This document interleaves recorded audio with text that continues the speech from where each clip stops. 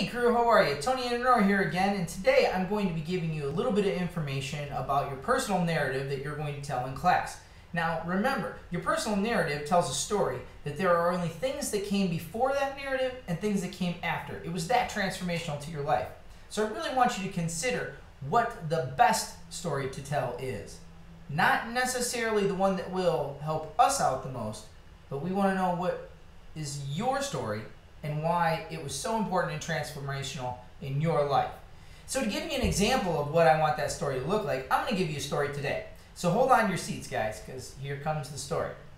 So a couple years ago, I was planning to go to Zambia with a group of students from Gonzaga University. And it was absolutely amazing. We had prepared for 2 years for this trip, and we were all so excited. We were actually beyond excited. I mean, our bags were packed. We were ready to go. And so, sure enough, the day before that we were ready to go, I received information that it was going to get even better. When we were to arrive in Zambezi, Zambia, we were going to touch down in our little tiny planes, and we were going to get this giant celebration. I mean, there were going to be people singing, wearing these amazing outfits.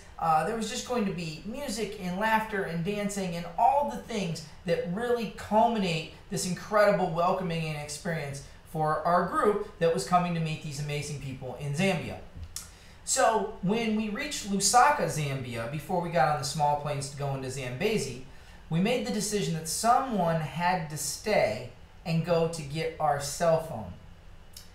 So, being the servant leader that I am, I decided to take one for the team because no one else knew that we were going to have that amazing experience. So I offered to stay back and get the cell phone so then we could have communication capabilities when we were in Zambezi. Unfortunately, I knew that that meant that I wasn't going to get to participate in the amazing celebration that was waiting for us, and the 4 students that were riding with me on my small plane were also not going to get to experience that. And that was a real bummer for me. So we went to the cell phone shop, and it was crazy because Criss Cross was playing on the loudspeaker in the Zamtel cellular store. It was completely surreal. It was like there was this weird sense of the United States culture in Lusaka. There was this place that looked like a KFC that was actually like a Zam chick. It was very strange. And so I was trying to, understand that whole thing while at the same time helping the students to process through it, all while knowing that there was this amazing celebration that was going on in Zambezi that I was missing. It was really frustrating. So we eventually got on our planes, we jumped on them, and we flew into Zambezi. And what do you think was waiting there when we got there? Well, I'll give you an example. Well, I'll tell you what was waiting. Nothing. There's absolutely nothing waiting for us. And that was a real shame because I was looking so forward to it, and I didn't want to tell the students because I didn't want them to have the expectations that I had going in.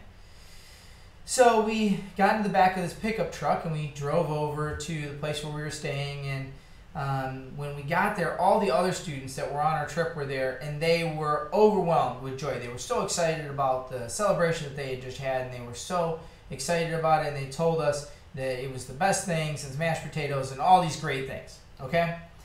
And so the students were kind of disappointed. And frankly, I was disappointed. So later on that day, I had the opportunity to go down and watch my first sunset on the banks of the Zambezi River. And it was this beautiful, beautiful scene. There was a picture linked to the PowerPoint, but it's absolutely amazing. I can't really put it into words. But as you walked down to the river, there were children that would come out of the bushes and come running up to you. And if you had 10 fingers, then you had 10 little hands hanging off of your fingers because they just wanted to be around you and they wanted to be wherever you were.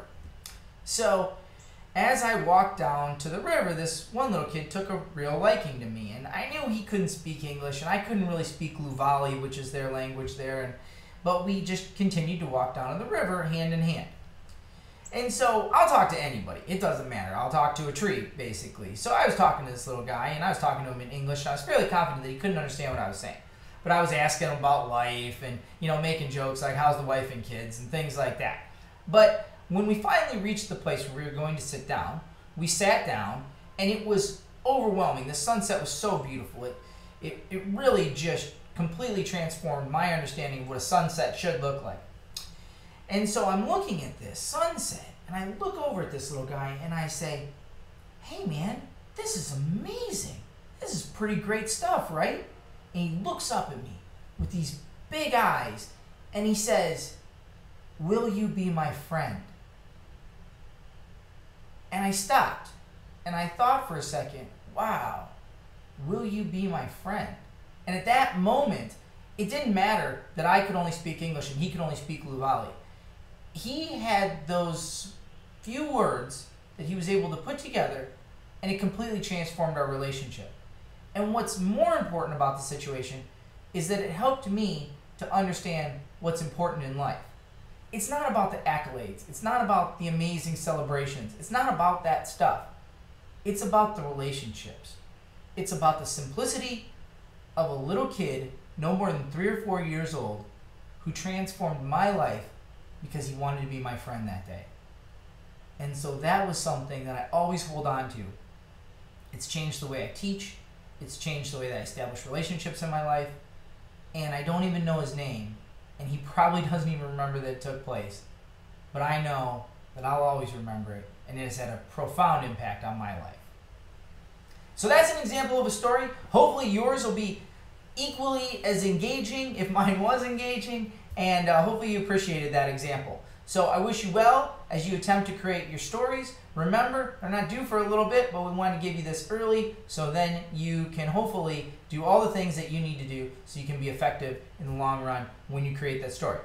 Hope all is well. Have a great day, and thanks so much for watching this YouTube video, guys.